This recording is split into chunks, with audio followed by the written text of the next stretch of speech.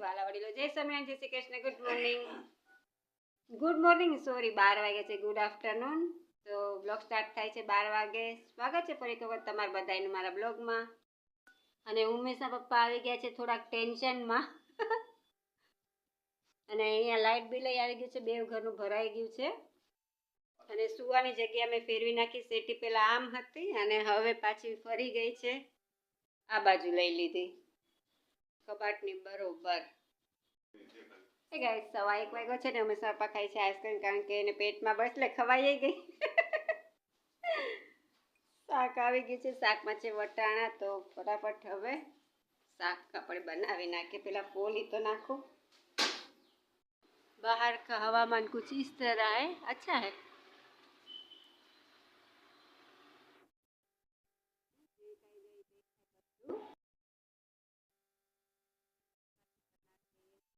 Hello everyone, 2:30 વાગ્યા છે અને કામ બધું મારું કમ્પ્લીટ થઈ ગયું છે. અને હું આજે ઠંડુ પાણી તો બહુ જ લાગ્યું. અત્યારે તો ગરમ કરતી હતી, પણ આજ મોડું થઈ ગયું એટલે ગરમ પાણી હતું કે ઠંડે પાણી નાય. પણ રાડ બોલાઈ ગઈ એટલું. અને શાક મારું ચડે છે, રોટલી થઈ ગઈ છે, અહીંયા પાપડ થઈ ગયા છે, મરચાં થઈ ગયા છે, શાક મીઠું છે. તો બહુ જ ઠંડી લાગે છે એકદમ.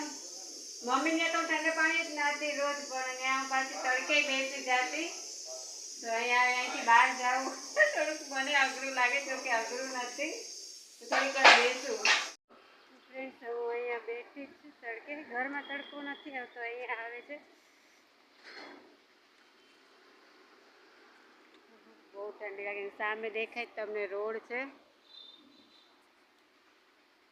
ઘડી ગયા તડકે બેસીએ પછી જાય. ફ્રેન્ડ્સ, બરફ જેવું આ બધું થઈ ગયું, એકદમ જકડાઈ ગયું શરીર. પણ થોડીક વાર તડકે બેસે ને એટલે મજા આવે છે.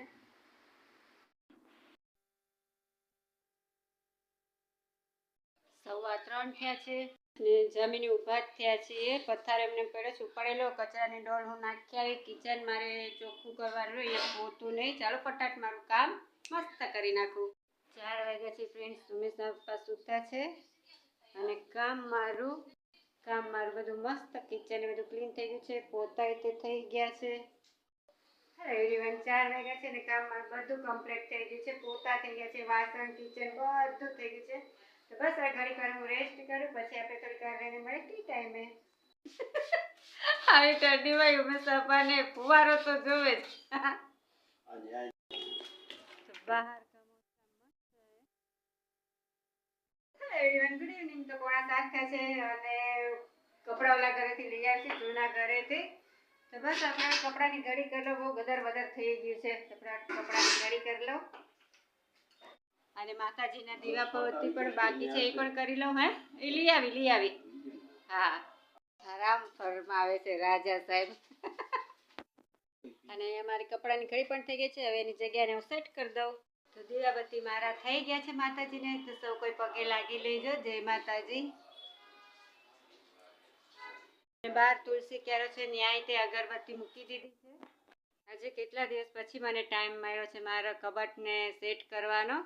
તો સ્ટાર્ટ કર્યું છે મારી સાડીથી. નીચે છોકરાનું સેટ થઈ ગયું છે, અહીંયા ટુવાલ ને એ બધા નીચે સેટ થઈ ગયા છે. અને ટાઈમ રહેશે તો આખાનું હું સેટ કરીશ ને પછી કાલે. તો ચાલો ફટાફટ ઢગલો છે કપડાનો સરખો મૂકી દઉં. અને આ મારી લગ્નની સાડી છે, આને હું સરખું કોથળીમાં કે શેમાં કોથળીમાં પેક કરીને મૂકી દઉં. સો ફાઇનલી મારો કબાટ સેટ થઈ ગયો છે ને. અહીંયા ઉપર મિક્સચર છે, અહીંયા મારા રૂટીનના જે નાના પર્સો એ સેટ થઈ ગયા છે. પછી ઇસ્ત્રીઓ સેટ થઈ ગઈ છે. અહીંયા હેવી સાડીઓ મારી જે હું નથી ઓછી પહેરું છું, ચૂનની બ્લાઉઝ એ સેટ થઈ ગયા છે. અહીંયા મારા મોટા પર્સ જે છે એ સેટ થઈ ગયા છે. આસણિયાને બધું સેટ થઈ ગયું છે. અહીંયા છોકરાના કપડાં સેટ થઈ ગયા છે. અહીંયા ટોવેલ ને બધું સેટ થઈ ગયું છે. અને એક્સ્ટ્રા હું ફિનાઇલની ગોળી પણ રાખું છું, ખૂટી જાય તો એ પણ છે. અને અહીંયા મૂકી છે ફિનાઇલની ગોળી, અહીંયા પણ એક મૂકી છે. સો બ્યુટીફુલ મારો કબાટ થઈ ગયો છે, બધું સેટ થઈ ગયું છે.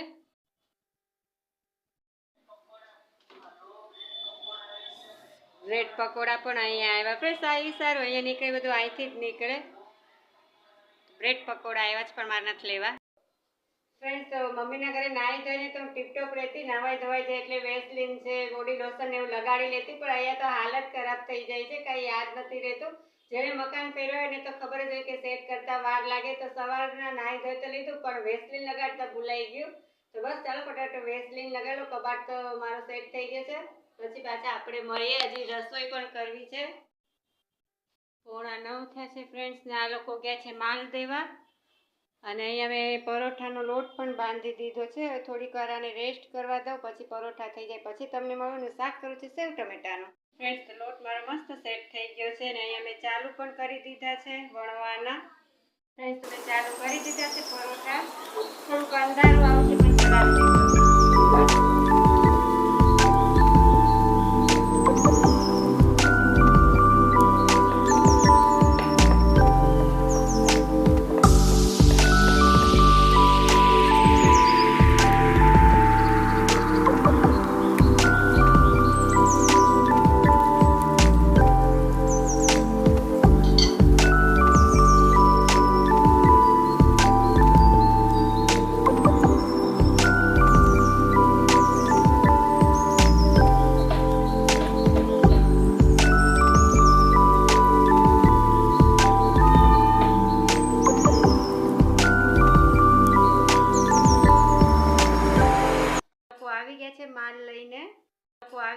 માલ લઈને હેલો એવરીવન, બસ ખાવા આવ્યા છે અને બસ હવે જમવાની તૈયાર કરું છું. ચા મૂકવી છે. ચાલો તમે બધા પણ જમવા.